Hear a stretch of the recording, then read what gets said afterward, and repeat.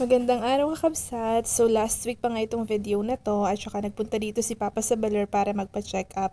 And then after nun, habang naghihintay ng result ay inilibot ko muna siya sa Museo de Baler dahil hindi ko siya dito nadala or nailibot sa loob last time.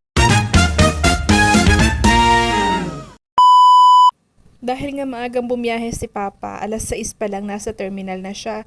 And then nag-message siya sa akin na naghihintay daw siya doon. Tapos sabi ko, maliligo muna ako at saka mag-aayos. And then mga 1 hour ko muna siya napuntahan. Yeah, bago mga kasi ako umalis, nakipag-chikahan muna ako, nakipag-maratisan muna ako sa dalawang karoom ko. Kaya yun, medyo na late. And then pagkarating ko ng terminal, hinanap ko agad siya. And nakita ko kaagad siya. Andun, nagsa-cellphone.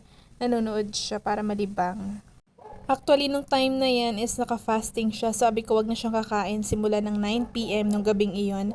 Para pagkukunan siya ng dugo is maayos, mas maganda iyon. Tsaka, ayun, nagpunta na kami kaagad dun sa clinic kung saan siya kukuhanan ng ultrasound or i-ultrasound. Ay, naghihintay na ako ng time na yan. And after that,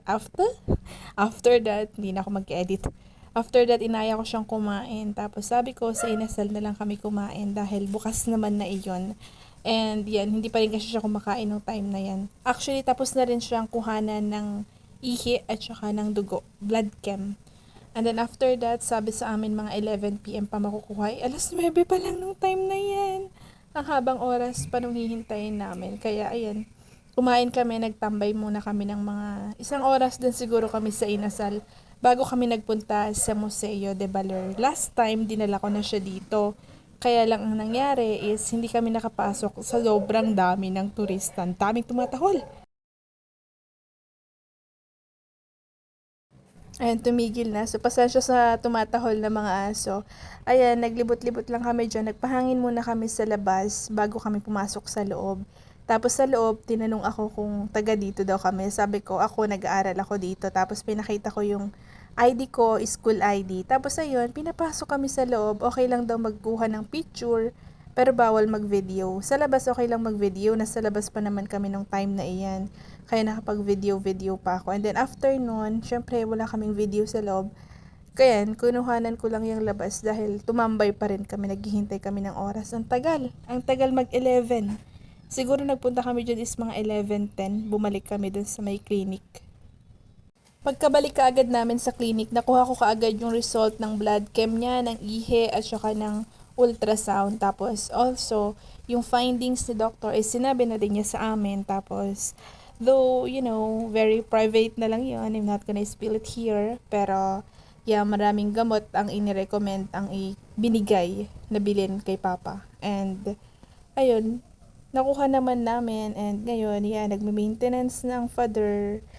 Hindi kami sanay na nagme-maintenance siya, pero yeah, kasama na yun sa pagtanda. Actually, nung inaayos ko yung gamot ni Papa, medyo emotional ako kasi alam mo yung parang yung realidad talaga na hindi na bumabata yung parents natin, kundi tumatanda na sila.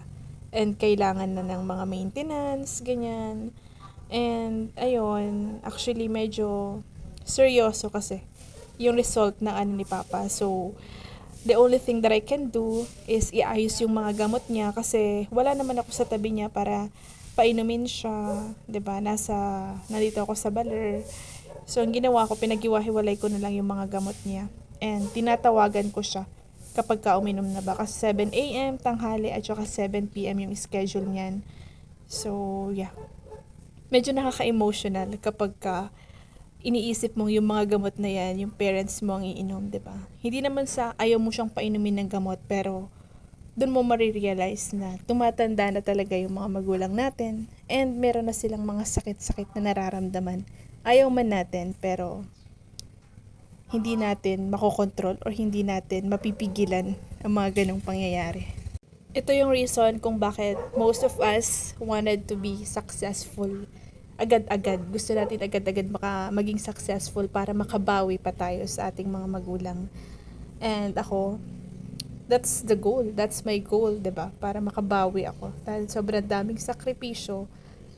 Sobrang dami ang sakripisyo sa akin, sa amin. Kaya kailangan makabawi. And ayan na nga yung mga gamot, 'di ba? Bago pa tayo magkaiyakan dito. Ayan yung mga gamot. And yan, dami talaga niyan. Pinaalala ko naman sa kanya kung paano ang pag-inom niyan. And yun lang. Grabe na tahol ng mga aso dito kaya tatapusin ko na tong video na to. Goodbye! Kamsahamnida!